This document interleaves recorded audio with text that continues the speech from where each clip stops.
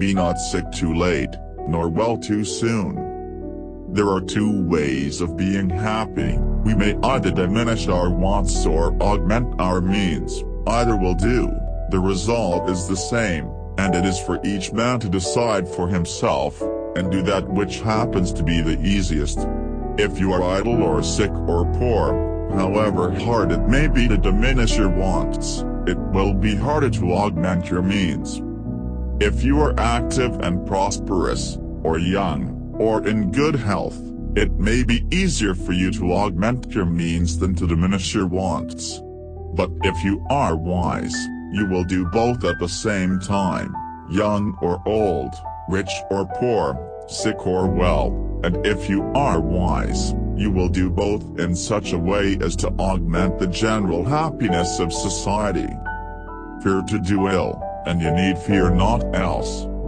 Some, to make themselves considerable, pursue learning, others grasp at wealth, some aim at being thought witty, and others are only careful to make the most of a handsome person. But what is wit, or wealth, or form, or learning, when compared with virtue? It is true we love the handsome, we applaud the learned, and we fear the rich and powerful, but we even worship and adore the virtuous. A learned blockhead is a greater blockhead than an ignorant one. It is a common error in friends, when they would extol their friends, to make comparisons, and to depreciate the merits of others. Each year one vicious habit rooted out, in time might make the worst man good throughout. A new truth is a truth, an old error is an error. Having lived long, I have experienced many instances of being obliged by better information or fuller consideration to change opinions, even on important subjects, which I once thought right, but found to be otherwise. The way to secure peace is to be prepared for war. They that are on their guard, and appear ready to receive their adversaries, are in much less danger of being attacked, than the supine, secure, and negligent. A fat kitchen makes a lean will.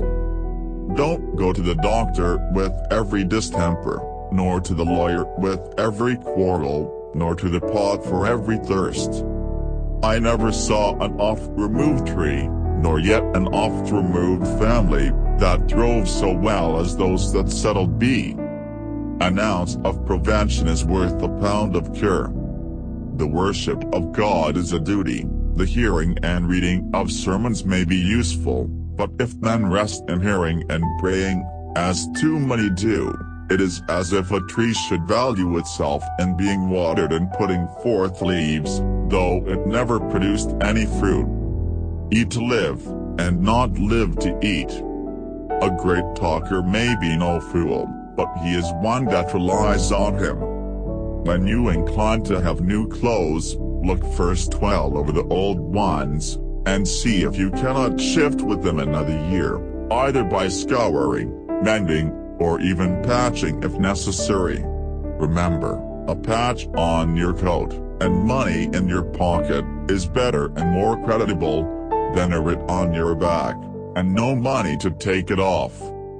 When there is so much to be done for yourself, your family, and your country, be up by peep of day. Let not the sun look down and say, "Inglorious here he lies." Don't misinform your doctor nor your lawyer. To expect people to be good, to be just, to be temperate, etc., without showing them how they should become so, seems like the ineffectual charity mentioned by the apostle, which consisted in saying to the hungry, the cold and the naked, "Be ye fed, be ye warmed, be ye clothed," without showing them how they should get food, fire or clothing. He's the best physician that knows the worthlessness of the most medicines. Would you live with ease, do what you ought and not what you please. Man and woman have each of them qualities and tempers in which the other is deficient, and which in union contribute to the common felicity. God heals, and the doctor takes the fees. He that is known to pay punctually and exactly to the time he promises, may at any time, and on any occasion, raise all the money his friends can spare. This is sometimes of great use. When I am employed in serving others, I do not look upon myself as conferring favors, but as paying debts.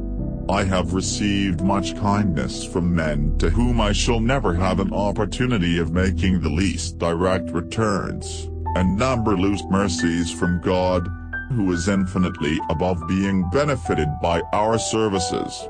Those kindnesses from men I can, therefore, only return on their fellow men, and I can only show my gratitude for those mercies from God by a readiness to help His other children. Life, like a dramatic piece, should not only be conducted with regularity, but it should finish handsomely. God helps them who help themselves. Men are subject to various inconveniences merely through lack of a small share of courage, which is a quality very necessary in the common occurrences of life, as well as in a battle. How many impertinences do we daily suffer with great uneasiness, because we have not courage enough to discover our dislike. The art of getting riches consists very much in thrift. All men are not equally qualified for getting money, but it is in the power of everyone alike to practice this virtue. Having been poor is no shame, being ashamed of it is. If a sound body and a sound mind, which is as much as to say health and virtue, are to be preferred before all other considerations, ought not men, in choosing a business either for themselves or children, to refuse such as are unwholesome for the body, and such as make a man too dependent, too much obliged to please others, and too much subjected to their humors in order to be recommended and get a livelihood. Our opinions are not in our own power. They are formed and governed much by circumstances that are often as inexplicable as they are irresistible. Tricks and treachery are the practice of fools, that don't have brains enough to be honest. After all, wedlock is the natural state of man. A bachelor is not a complete human being. He is like the odd half of a pair of scissors, which has not yet found its fellow, and therefore is not even half so useful as they might be together. I would advise you to read with the pen in hand, and enter in a little book short hints of what you find that is curious, or that may be useful, for this will be the best method of imprinting such particulars in your memory. By the collision of different sentiments, sparks of truth are struck out, and political light is obtained. The different factions, which at present divide us, aim all at the public good. The differences are only about the various modes of promoting it. Reading makes a full man, meditation a profound man, discourse a clear man. There are in life real evils enough, and it is folly to afflict ourselves with imaginary ones. It is time enough when the real ones arrive. Work as if you were to live 100 years. Pray as if you were to die tomorrow. Hope and faith may be more firmly built upon charity, than charity upon faith and hope. If a man empties his purse into his head, no man can take it away from him. An investment in knowledge always pays the best interest. One today is worth 2 tomorrows. I look upon death to be as necessary to our constitution as sleep. We shall rise refreshed in the morning.